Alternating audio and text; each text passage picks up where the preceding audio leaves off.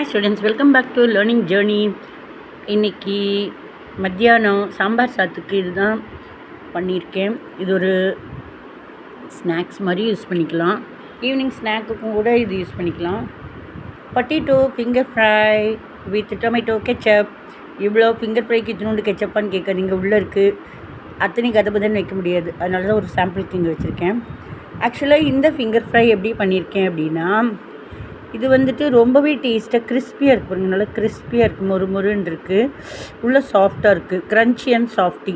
இது வந்து பொட்டேட்டோ, வேக வச்ச பொட்டேட்டோவில் தோலை உரிச்சிட்டு நல்லா மேஷ் பண்ணிவிட்டு அதில் கொஞ்சம் இட்லி மாவு, கடலை மாவு, காரப்பொடி, மசால் பொடி, இந்த பிரியாணி பவுடர் அதையும் போட்டு நல்லா சப்பாத்தி மாவு பதம் மாதிரி பண்ணிவிட்டு நல்லா உருட்டி நீளமாக பண்ணி டீப் ஃப்ரை பண்ணியிருக்கேன். செம்ம டேஸ்ட்டாக இருக்குது, சூப்பராக இருக்கும். இது உள்ளுக்குள்ளே எப்படி இருக்கும், இந்த மாதிரி நீங்களும் ட்ரை பண்ணுங்கள்.